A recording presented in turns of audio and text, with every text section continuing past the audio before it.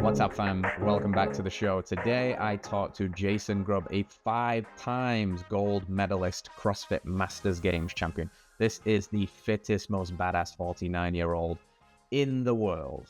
And he's talking to us today about that journey, what it was like, what he's accomplished in the sport in just 10 years. At 38, he stepped foot in a CrossFit gym as an out-of-shape, chubby guy, and now he's the fittest 49-year-old in the world with 5 gold medals to his name.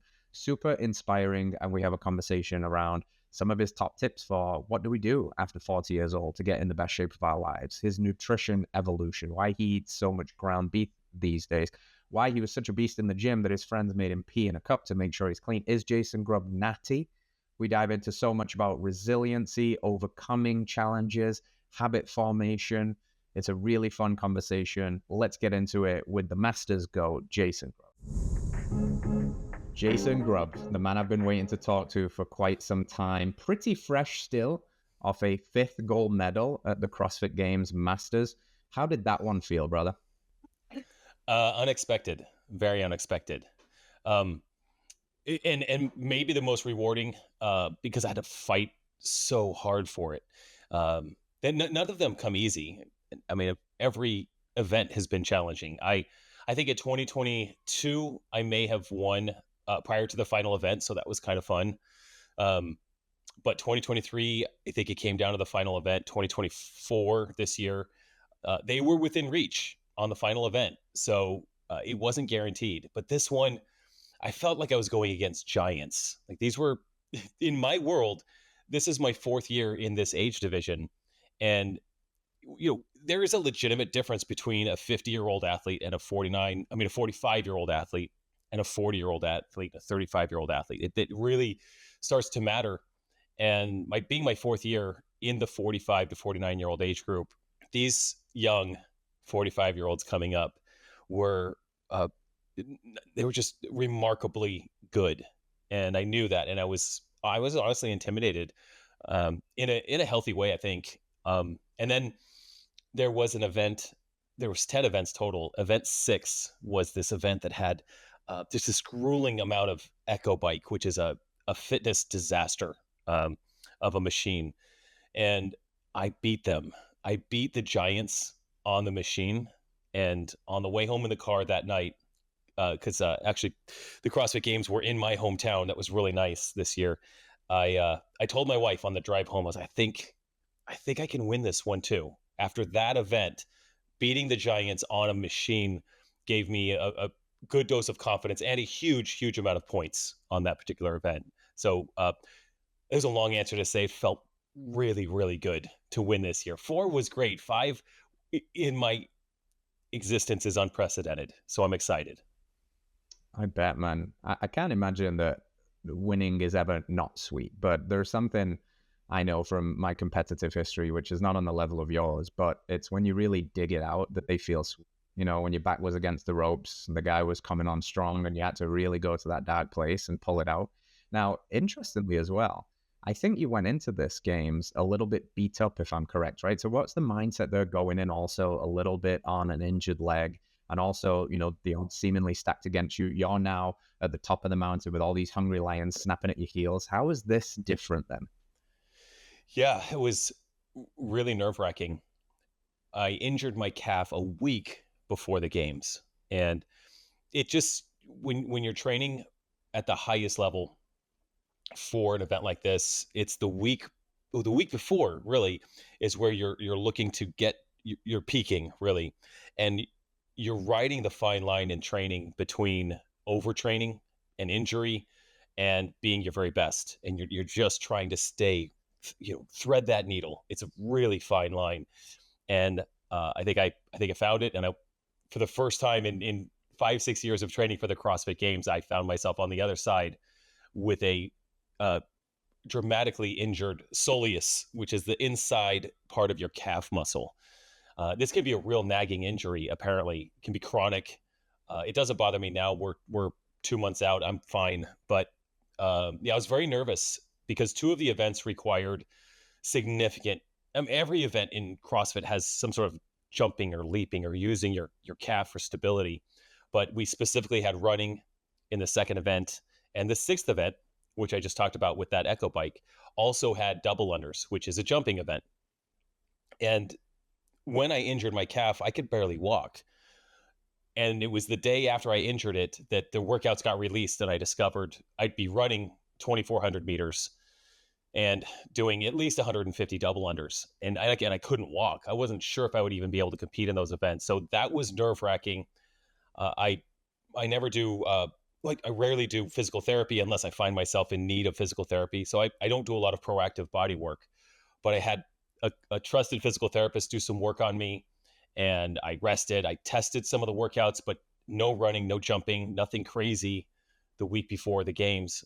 So going into that first day and knowing my competition, I know these guys. I've competed with half of them 5 years ago. Now they've all aged up, so I know half of them.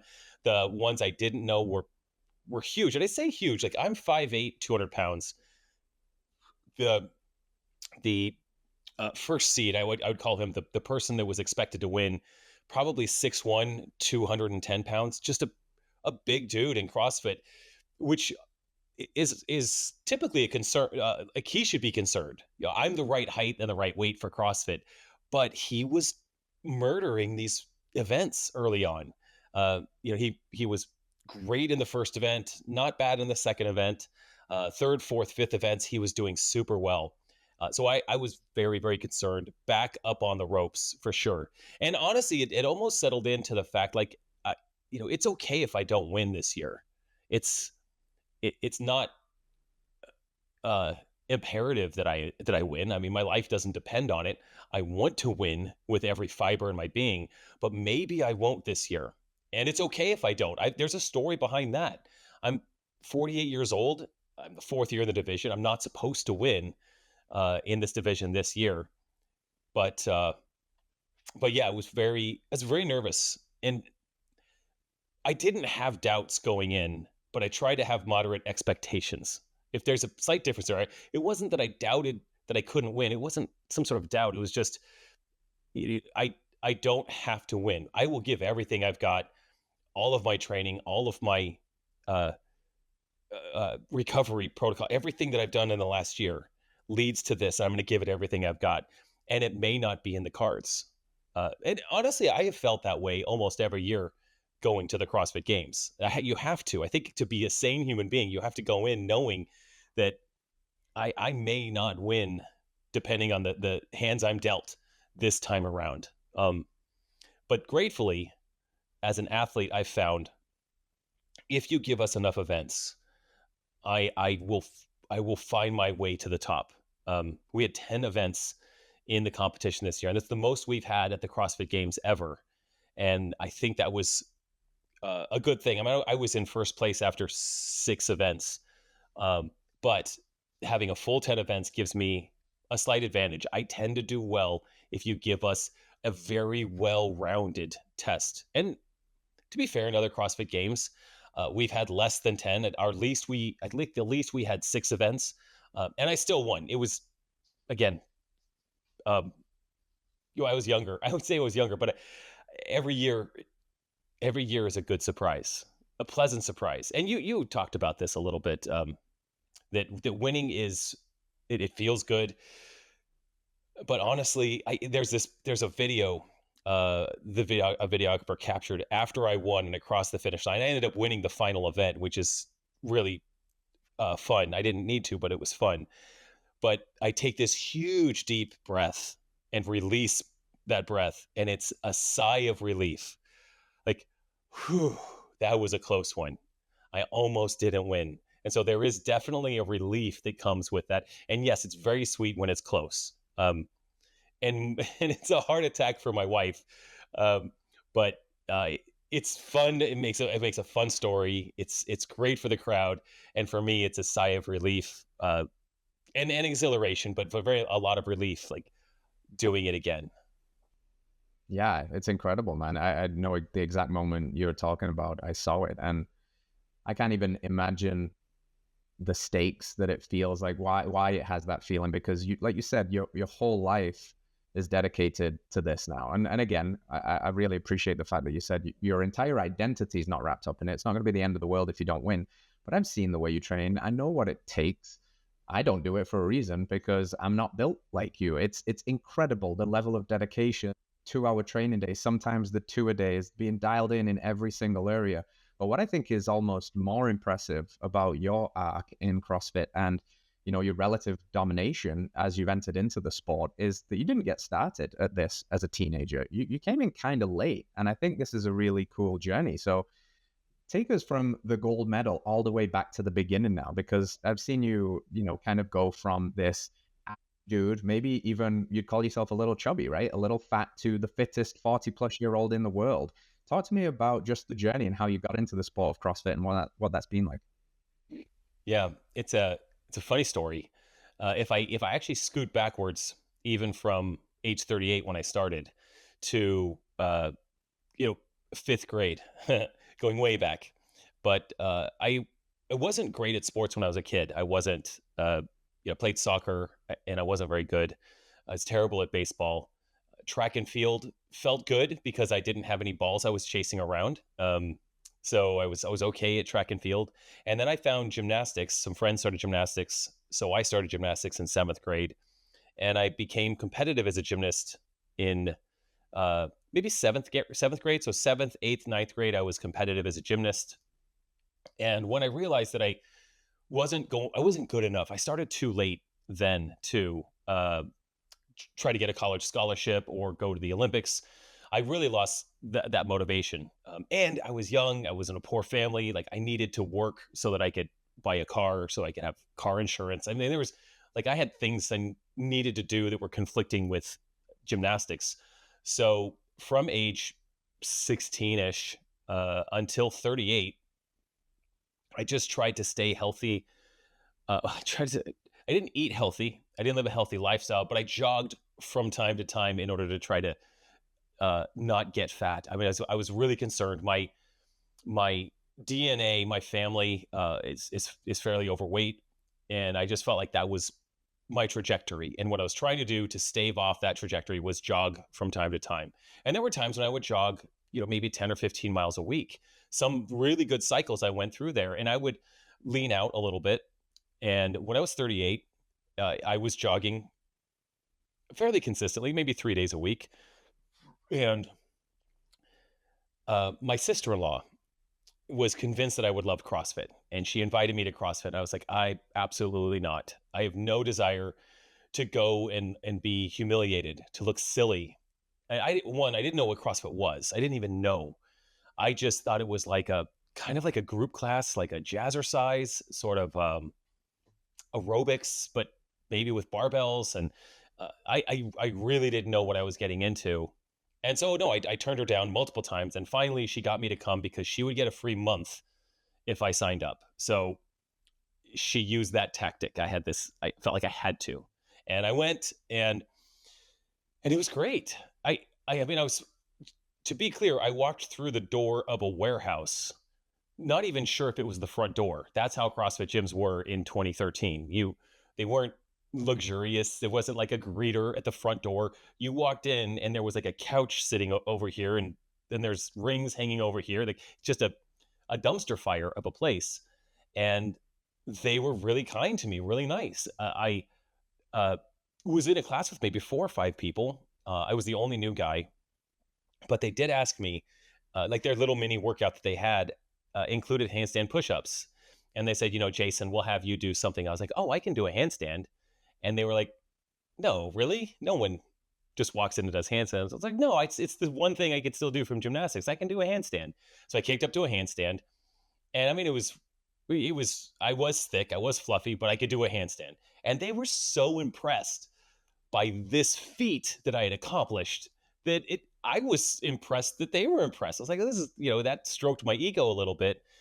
And in the handstand push-ups, to be fair, like I'm pretty sure the handstand push-ups, I may have bent my arms a quarter inch in this first workout. And I didn't join her gym. It was just a little too far from home, but I was curious. So that was like a Friday. On the next Monday, I went to a CrossFit gym closer to my house, told them I was brand new, did a class. They just threw me in with this huge class of 40 plus adults, moms and dads in minivans. They were all fatter than me generally. and way fitter than me. We did this workout and I was just keeling over, feeling in absolute pain and just confused and shocked that these people, and I was judging them. I was very clear I was judging them. They are so much fitter than me. And I was perplexed. I gave them my card. They said it was a free week. I gave them my card. Said, just, charge this whenever. I'll see you tomorrow, because I'm so confused by this situation. And if I'm ever confronted with something where I'm like, I should be better than this in this situation, I should be better. It caught my curiosity. It touched something in me. And of course I went 6 days a week for 9 months straight, probably. Which is too much, by the way, for anyone who's starting out. That is a recipe for disaster. But I did that. And my wife was funny, because I started going on Monday and then I went Tuesday. And I'm sure some point that week, she's like, Jason, hey, if you would just not do what you do, the way you go all in on whatever you do, if you would just not do that with this, that would be great. And, we're 10 years after that. Now we're coming up on 11 years this November. And I went all in. And within a year, I owned my own CrossFit gym and, was training. I had done a CrossFit competition 9 months into CrossFit, and I didn't get last. And I was hooked. I was like, oh, competition. I hadn't experienced individual competition since I was a gymnast, and I really loved it when I was a teenager. To be able to do that again as an adult, even in this local competition, I loved it. And I signed up for that same competition the following year, and then I discovered the CrossFit Games, and that there was a master's division for appropriate age group segments. And I did find that I had a knack for the sport. And I don't know exactly why or how it fit for me, but I think there was a lot of things that came into play. I started out at a gym that had a competitive owner, and he was 50 plus years old. He was the fittest human being I'd ever seen. Like, what he was capable of was beyond anything I could ever imagine. And then I was beating him in workouts. My goal was just to be as good as Keith when I started. If I could beat Keith in a workout, that would be insane. I would be the fittest person alive if I could beat Keith in a workout. And now he was 10 years older than me, so I started beating him often, because that's what 40-year-olds do to 50-year-olds. That's just math in this sport. And then I did start to set my sights on the CrossFit Games.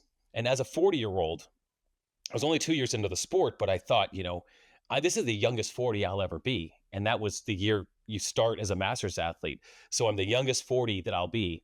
I gave it a go, and I missed, not even close to qualifying for the CrossFit Games. So I trained harder at 41 and missed. I was training like a maniac. I was training, 2-3 hours a day, following a program that was built for 20-year-olds. Still not eating quite enough food to support my training. So I was ripped, very low body fat. But I was killing myself every day in the gym, thinking that this is how you get to the top. And after I didn't qualify at age 41, I was pretty disheartened.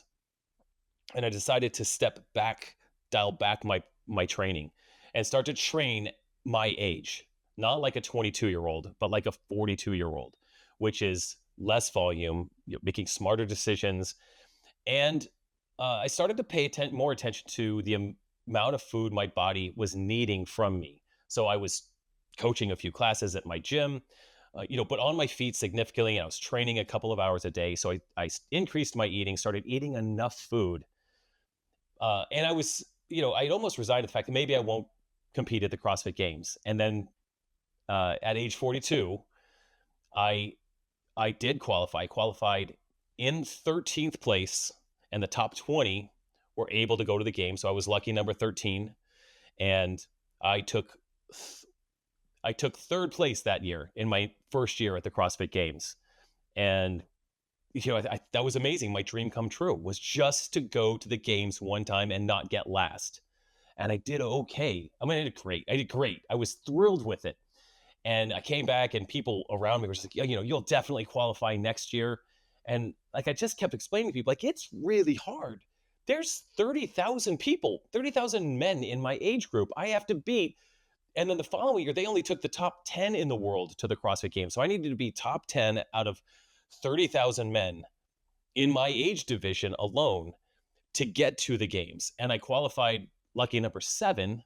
So, not super high expectations, but I got to go back again.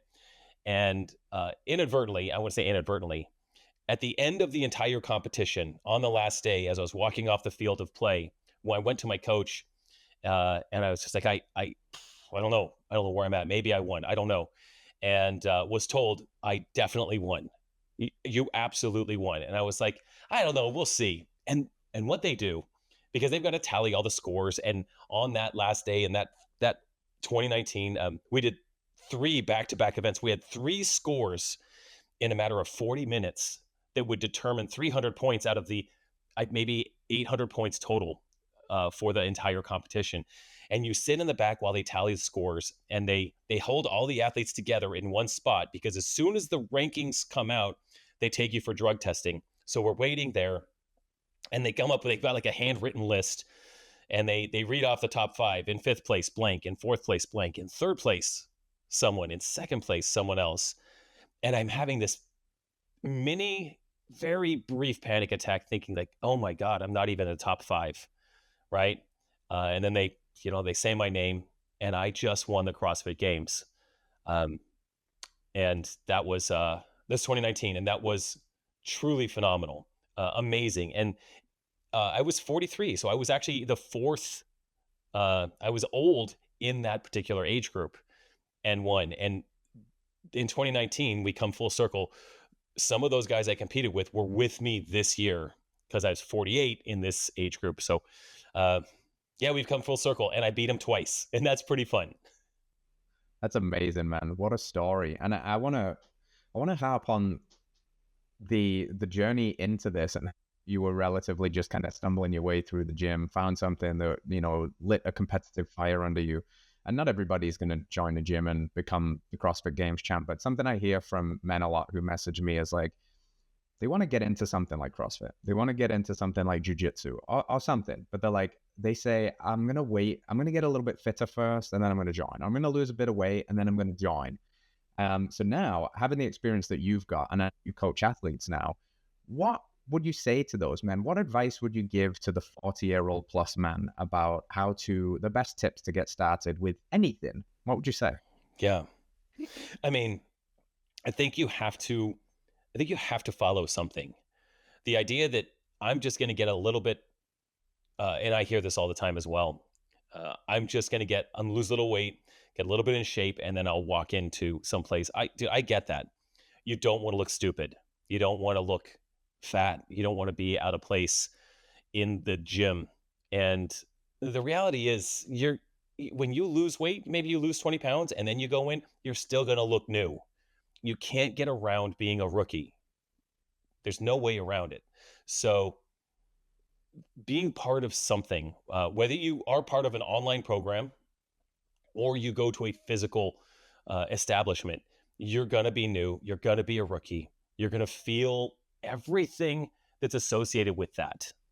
That sense of being out of place, all the emotions that go with that, the fear that goes with that, the anxiety of walking through the doors for the first time. It's going to be there. And then you realize it's not that bad, and that everyone else there was where you are at some point. And they don't give a shit. They don't care that much. They don't care that you're not great. At least these are all the words that I had to tell myself. They don't care. They're there to get a workout, and they're probably glad that you're there. Normally, and I know that that's how you experience, that's how I experience when we see someone new walk in, man, it's just an awesome thing to see someone inexperienced, overweight, taking that first step towards changing their life, or their first step towards doing something fun. I didn't start CrossFit because I intended on changing my life.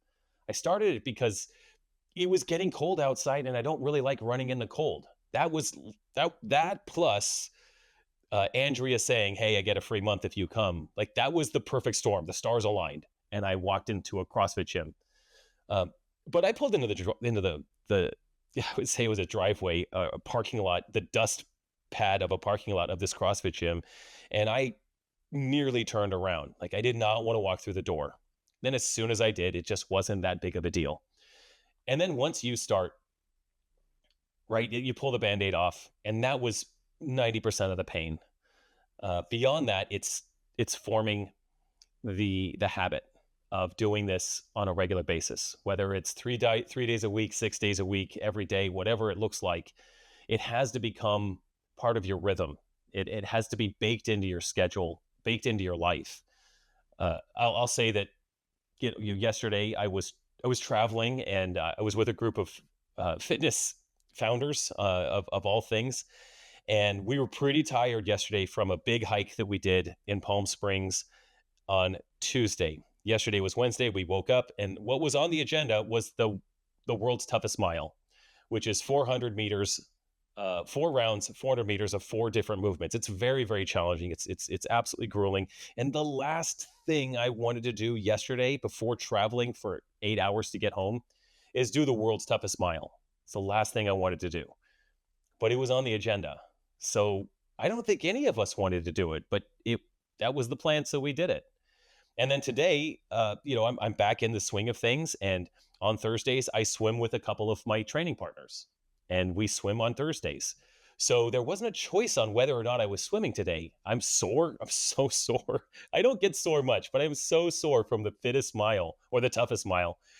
But I went and swam. And tomorrow is a training day, and I will start that at 10:30 tomorrow, because that's my habit. That's my rhythm. Doesn't have to do with whether I want to or not. I will do it.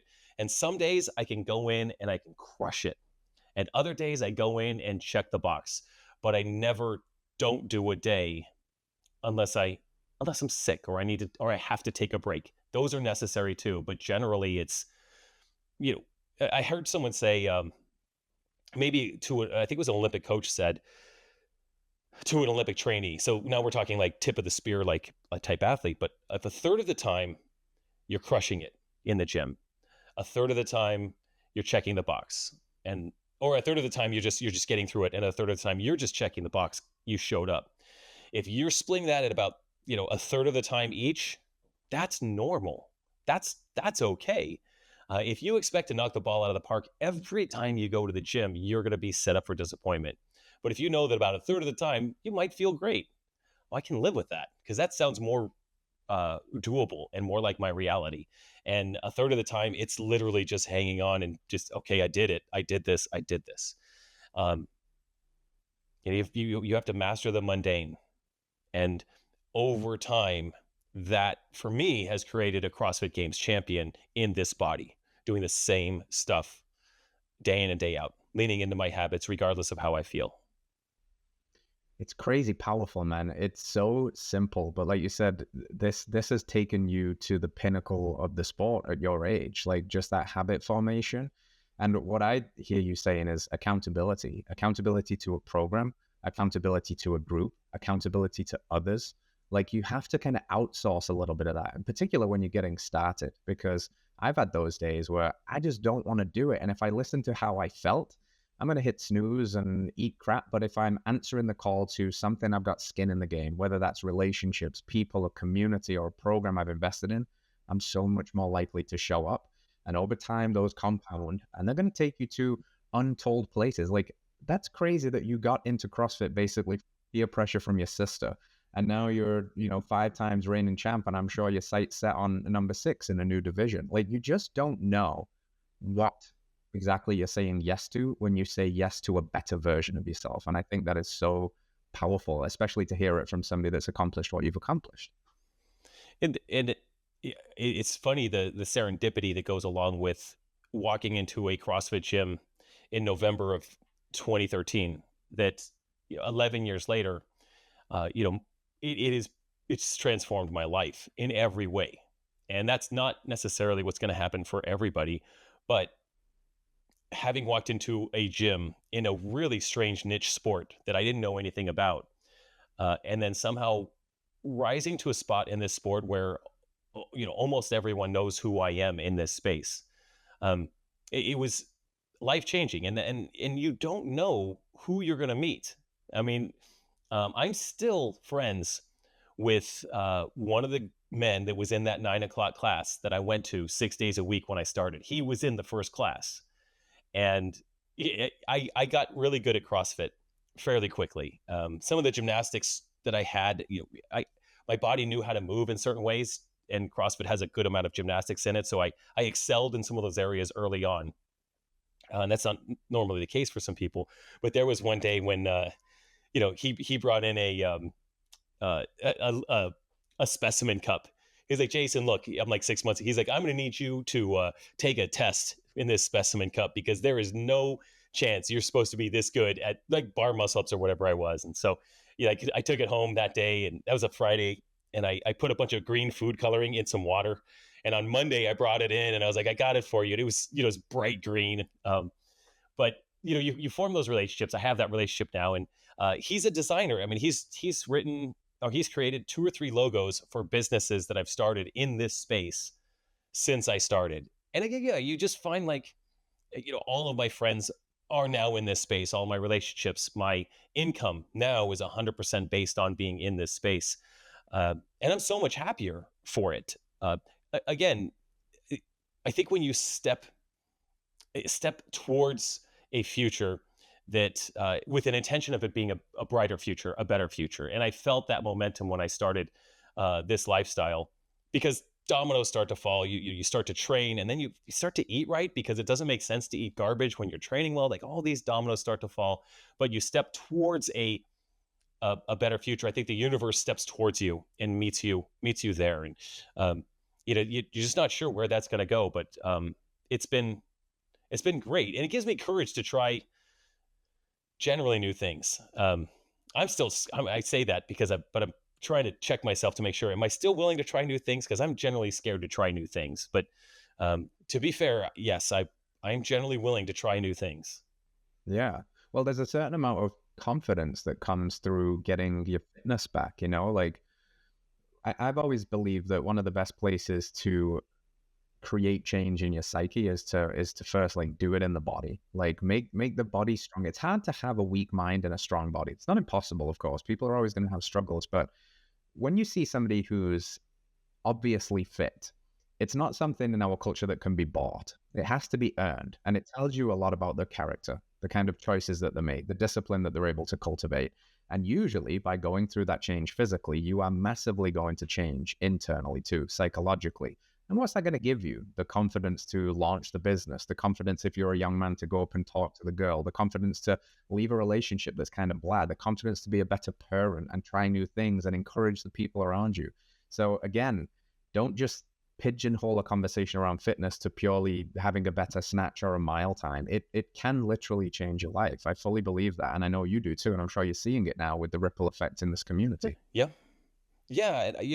I've been through this sport and through some challenges here. I've had to force myself to do things that were highly uncomfortable. And I love that thought that strong body, strong mind, courageous body, courageous mind. I think about in 2018 when I did qualify for the CrossFit Games for the first time and realized that almost every year they do an open water swim. And I'd never swam in open water before. And living in Denver, Colorado, there's plenty of triathlon training type situations out there. So I did a little swimming in open water, just across a swim beach and back one day, and went up to Boulder, Colorado for an event called the Stroke and Stride, where you go swim 750 meters in Boulder Reservoir and then do a 5K run. A bunch of triathletes do it in the summer to prepare for triathlons. And I went up there with full confidence that I could just swim in open water, and got 50 meters maybe into this swim with 100 other people. This wasn't a huge thing, but and immediately realized that there's no way I can get through this, and had a full-fledged panic attack in the water. Waved down a jet ski, and he came over, put my hand on. He said, "Yeah, it's a little choppy today. I could see how this is a little scary." I'm like, "Bro, there's no way you got to take me in. There's no way I can do this." And this is 5 weeks before the CrossFit Games, biggest thing I would ever do in my life. He took me to the shore. I was pretty disappointed. And I went back to this little pond that I was swimming in. I practiced and practiced and practiced that week, going 25 feet out, 25 back, 25 out, 25 back, then 50. They had these little buoys for this little open swim area. So I built some courage there, went back the following week, crushed the 750-meter loop. And just I was ecstatic. So I PR'd my 5K run after that. I was so excited. Went back the next week, held on to a wakeboard 4 or 5 different times going around because I got scared again, and worked my way, through. I probably was there 5 or 6 times that summer. Went to the CrossFit Games. There's a 500-meter swim, and I took third place in the event. And there is a picture of me on my Instagram. It's out there. It used to be my before and after picture. It's so dramatic. After you swim, you tend to look really good. You're all swole and puffy. You look good. But I was so ecstatic that I took third place amongst the fittest in the world in a swim. And 6 weeks ago, I couldn't even get through 25 or 50 feet of water, 50 meters of water. But I had to force myself, this whole idea, like sometimes you'll step into something and you're forced to do something that's so scary. And feel defeated. I mean, it was absolute defeat. And then to go back and crush it, and then defeat again, and then crush it, and then crush it, and then defeat, and feel that cycle, to the point where I've gone on in 2021 and 2022, I competed in half Ironmans with 1.2 mile swims built into those, just for the sake that I want to say I could, and all of those things are reinforcing your statement that it builds your confidence. The idea that I win swimming events now is insane, given where I started as a swimmer, and the fact that I'm not built like a swimmer. But it's a remarkable journey when you start stepping towards those things that are scary, and then just navigating it. I mean, I overstepped when I tried to do a 750-meter swim out the gate. I overstepped and I failed. That's fair. But I was able to build up to it and build the courage to do it. And I've swam in some crazy open water since then, with the confidence that I'm probably not going to sink. That's as far as I could go at open water swimming. I'm probably not going to sink. This is my confidence level. Wow. Well, I love hearing that from people that, to normies like myself, seem almost invincible. To hear that, like, we forget sometimes, like, we all have our personal Everest. Like, you got slapped in the face with failure a bunch of times there, and okay, a 750-meter swim is your level, and new levels, new devils, right? Every time somebody levels up, there's a bigger challenge, a scarier mountain to climb. For some people, that might be just getting outside right now and trying to rack up 2,000 steps per day. But you just keep facing it, you keep meeting it, and then when you transcend it, you go to the next level, and lo and behold, it never stops. And now, as the challenges grow bigger as well, we're also fighting gravity. We're fighting Father Time. We're fighting all of these things. So the challenges never stop. But you just have this mindset where it's like, okay, this sucks, and I'm going to conquer it, and I'm going to grow through it. And what that does again, mentally, physically, emotionally, spiritually, all of it. But what you can do for other people is really cool if you adopt that mentality. Yes, very much. Talk to me about the food piece. I know you said, like, one of the big things you were realizing as you started to take this more seriously was like, hey, maybe I'm under eating here. CrossFit can be a pretty intense sport, especially at your level. You certainly need a good balance of food and the right kind of macronutrients, but also the quality. And I've saw you've got a bit more bullish these days on ground beef and burgers and red meat. So I love to see that. Talk to me about the evolution of your food journey. Yeah, it's been quite an evolution from one of my favorite meals multiple times a week prior to this journey was pizza. I mean, I still love pizza. I love bread. I love pasta. I don't eat much of those things now, but I used to love them. And my journey, when I started CrossFit, I started to understand a little bit more about overeating and started to shed some things out of my diet early in my journey. So I went from eating cereal, even healthy cereal, wheat checks, grape nuts, if you remember those. I ate a giant bowl of grape nuts for breakfast and a cup of coffee with a bunch of creamer, and be dead tired 2 hours later. And I never understood why. Didn't make any sense to me until I started to understand that that's just a big giant bowl of sugar when it comes down to it. So I switched uh, right around the time I started CrossFit, I started eating broccoli and eggs for breakfast. I just made that a new habit, and I often made that my lunch too. So in that first year, I was fully satiated. I felt great. I wasn't hungry, and I was eating whatever my wife made for dinner. So, but my calories went way down, and I lost weight. I went from 205 pounds to probably about 190 pounds. I think the lightest I ever was 185 pounds, and opened my own CrossFit gym. So now I was coaching. I was on my feet 6 hours a day, training 2 to 3 hours a day, eating probably 2,000, 2,400 calories a day. And again, I was very, I looked aesthetically great. I mean, I had pretty low body fat at the time, but I wasn't sleeping well. And even though I was training a lot, I had found some stagnation along the way. I didn't understand the connection between that and my food sources or anything like that. Uh, was eating a good amount of chicken and eggs. This is kind of my primary diet. And it was around 2018, just, around the year I qualified for the CrossFit Games, I started to understand that, we do need more calories. I needed more carbohydrates in my life in order to sustain my lifestyle, the activity that I was involved in. So, in tracking that, working with a nutritionist, I realized I needed probably more like 3,000 calories a day. And when I started, the week I went from 2,400 to 3,000 calories a day, I felt full. I felt terrible for that week. Didn't feel right. All of the guilt, the old fat guy that I used to be, and I wasn't that fat, but I was afraid that I was going to get fat. I was afraid I was going to get fluffy. I mean, that was a big fear. Uh, I was nervous, but I just trusted the math and started eating around 3,000 calories a day. At that time, it was absolutely no grain whatsoever. So it was a lot of sweet potatoes, a lot of chicken, a lot of ground beef, not emphasizing anything at the time.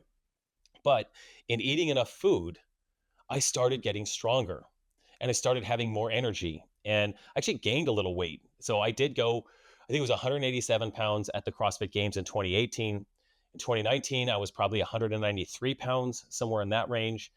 Uh, that's 5 years ago. Now I sit at about 200 pounds on average. I might go up to 205 pounds, somewhere between 200 and 205 pounds right now. But over the past 3 or 4 years, I've been paying more attention to um, not just the caloric intake that I need, and I have added rice back to my life, jasmine white rice. It makes getting carbohydrates easier for me to get enough carbohydrates. White rice is helpful. But I've started to take a look at where my food sources come from and realizing red meat in particular, and the benefits and the broad nutrient density that's in red meat, uh, especially grass-fed red meat.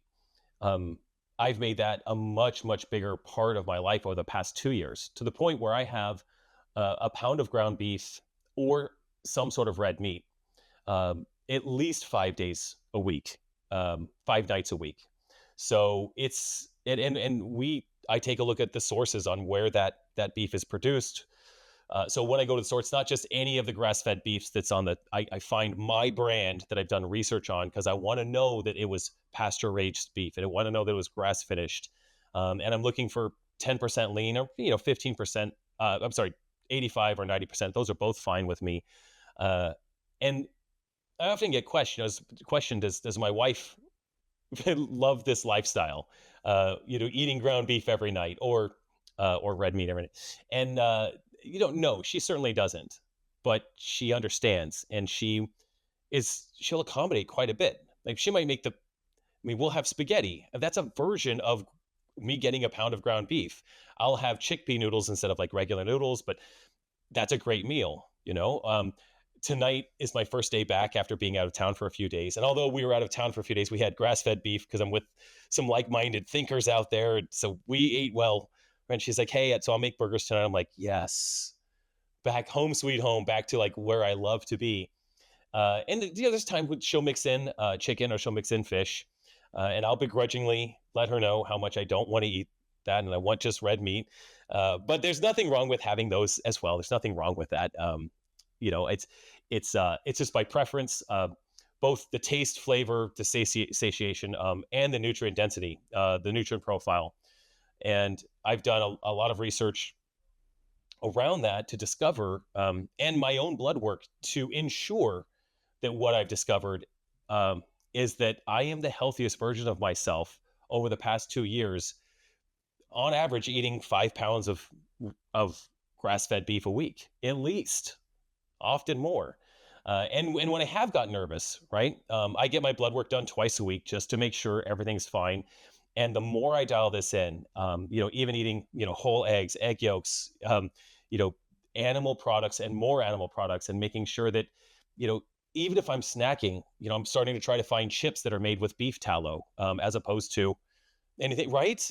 And um, adding salt to my life, not, I wouldn't say copious amounts of it, but much more salt to my life. And then again, being aware and checking my blood pressure, checking my blood work to see that, yeah, for me, this is the healthiest that my blood work has been eating this way. So eating enough is half the battle for me. And then, and it's definitely not the cheapest way to eat. I sacrifice things in my life to make sure that we can afford.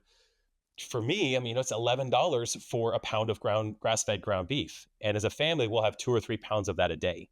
So, uh, it's not easy, but it's what we do. You're speaking my language, man. I love it, and I get it. Investing in your health is one of the best investments you can ever make, especially if you now make a living from your body and what you're able to put it through. I think your wife and my wife need to go in a text thread so they can talk shit about us for how much beef we eat. She's like, eating that again? You're eating it for breakfast? I'm like, yes, this is meat cereal, honey. That's what we do around please. these. So I'm all in, man. That sounds great. And I love that you're just, you're meat pilled and you're thinking of like the tallow options versus the seed oils, because I've always thought in the CrossFit space, it's often looked at as like, you're just mega burners. You can put whatever you want in the tank and you'll get by. And I think some people can, but they're going to pay the consequences over time with the inflammation and the gut health, that stuff. So this has been refreshing, man. I know you've got a hard stop, so we've got to let you go here, but please, in the last minute or so, let people know where they can go to keep up with your journey. I know you're smashing YouTube these days. It's really cool to see. Just kind of floor is yours for the last closing statements. Yeah, the easiest way to find me is you can use ChatGPT, you can use X's Grok, you can use Google search, and just search for Jason Grubb, and you will find me. You'll find my website, jasongrubb.com. You'll find me on Instagram, jasongrubb_fitness, and my YouTube channel. If you just search for Jason Grubb, you'll find 5 years of my history. And you'll see, if you go 5 years back, you'll see those early videos where I'm just trying to figure out how to share my story, all the way up until the video I just posted this afternoon about fitness founders, absolutely destroying our bodies in a good, healthy fitness way in Palm Springs over the past 3 days. You're an inspiration, brother. And I think there's only one Jason Grubb. And if there's more Jason Grubbs, there's not more than one with 5 gold medals at the CrossFit Games. So keep doing what you're doing. Stay radical, my friend.